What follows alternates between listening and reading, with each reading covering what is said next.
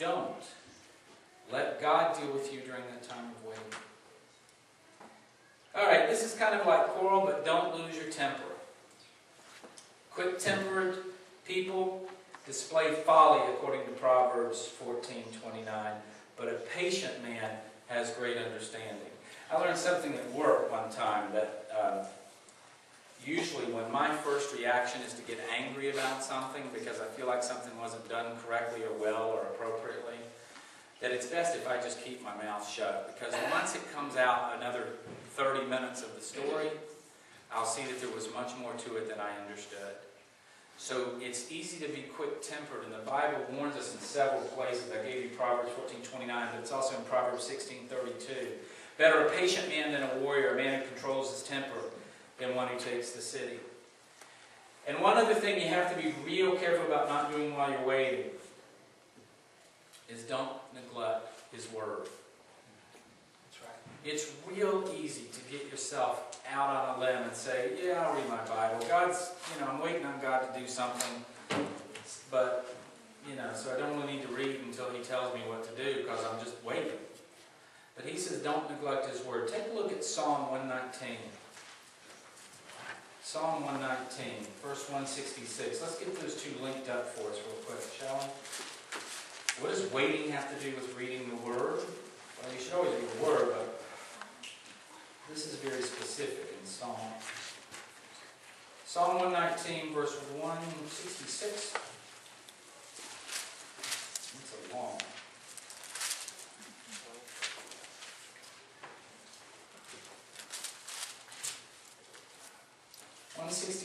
I wait for your salvation, O Lord, and I follow your commands. I wait and I follow. Don't neglect the Word. Get into the Word when you're in waiting. That's a very important piece of what you need to do. Okay, so what should we do? All right, you told me God's working on me. Fine, I'll buy that. You told me I shouldn't quarrel, I shouldn't judge, I shouldn't go after people. Fine with that. So what does God expect me to do when I'm waiting? Twiddle my thumbs and just be upset most of the time? No, actually, He has a whole lot of things that He set up for us to do. The first one is to lay out your requests daily. That sounds kind of hard, but Psalm 5:3, in the morning, O Lord, you hear my voice. In the morning I lay my requests before you and wait in expectation. In the morning I lay my requests before you and wait in expectation. And you say to me, but isn't God tired of hearing about this? He knows that I need this. He knows that I'm waiting. He knows that I'm tired. Why does He want me to keep saying it? Well, do you remember the story of the judge and the widow that Jesus shared? He said, just because she keeps coming and knocking on my door every day, I'm going to give her justice. And this is from an evil judge. How much more a loving Father wants to hear your request. He cares about the simple things you don't want to bother God with. He really does. He cares that your furnace doesn't work the way you want. He cares that the color of your bedroom bothers you now. I mean, it sounds strange, but He really cares. Why? Because more than anything else, the heart of our Father is to be in relationship with you. He wants to know what your thoughts are, and He wants you to know what His thoughts are. So, every morning lay out your requests. Next, this one's a fun one. Be prepared to move when God says to move. You got to get ready for it. You say you're waiting for Him to do something. Well, be prepared. What's it going to be? Think about Moses out at the side of the Red Sea. Do you know there's a verse in the Bible where God told somebody not to pray? You know that verse? When Moses and them are out standing next to the Red Sea, and the sea opens up, and God says, tell people to quit praying and get moving. It's there. Look it up. Why? Because when it's time to move, God doesn't want you sitting there saying, oh, no, God, you really want me to? He wants you to move. He's ready now, so move. Get ready to move out. If you take a look at Joshua chapter 18, verse 3. So Joshua said to the Israelites, how long will you wait before you begin to take possession of the land that the Lord, the God of your fathers, has given you? You can talk yourself right out of a blessing.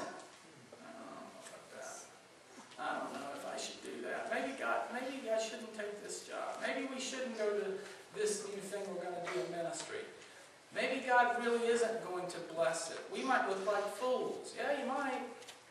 You willing to take that chance for God? That's one of the things I'm telling you. More and more He's doing in my life right now. I'll share this with you. He's saying, are you going to step out and be a fool for me? Are you going to step out and say something that God asks you to say? Or to take care of someone?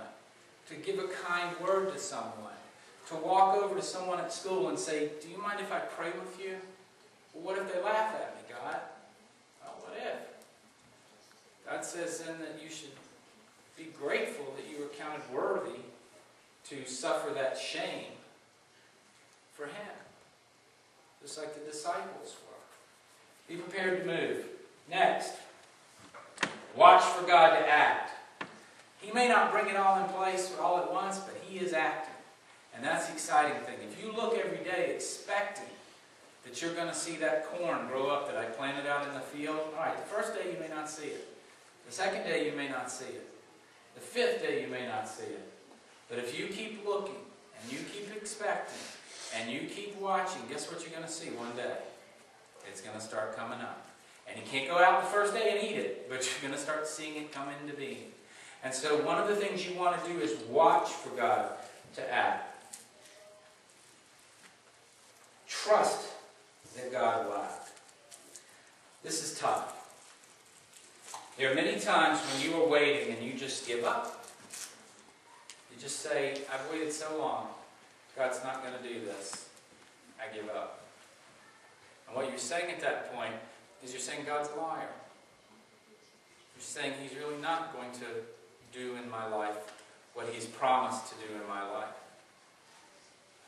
It's so simple to walk through life and to say everything that comes to me is of God, and I never have to trust God for anything, and I never have to step forward and say, God is going to do this. But you know what? There are times that's exactly what God is calling on you to do, is to step forward and trust that He's going to act. Remember Jesus sitting in the boat, or standing out of the boat, and Peter sitting in the boat? And Jesus said to Peter, well, Peter said to Jesus, if it's really you, call me out.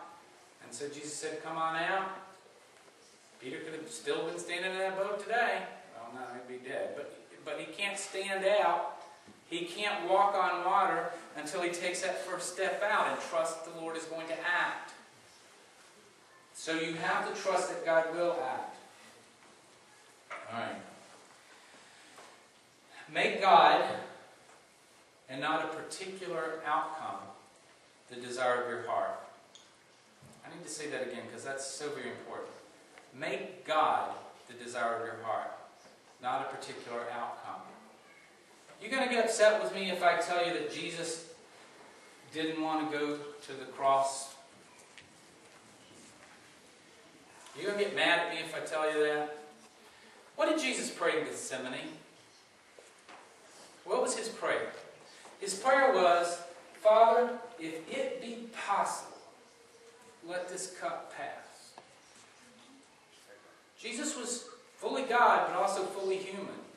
If He knew that intense suffering was ahead of Him, you don't think for just a minute He was like, I don't know about this, right? But what did He want more than not being in pain? But I desire your will. Your will be done. Nevertheless, your will be done. And so the point I'm making is this. Jesus could have said, I'm trusting God for this particular outcome. But instead He said, I'm trusting God that His will be done in my life. And so what I'm saying to you this morning is if you're waiting for God to act, and you've only got one outcome in mind, and that outcome is what you're putting your hope into, you got to pull off of that. Because what you need is that God's will in your life is the outcome you're waiting for. Whatever that will would be. What if it's suffering? It's suffering for the kingdom. What if it's disappointment? It's disappointment for the kingdom. He has something better in mind. But what if it's what your dream is, the desire of your heart? And in fact, oftentimes as we begin to follow God, we'll find that His desires become our desires.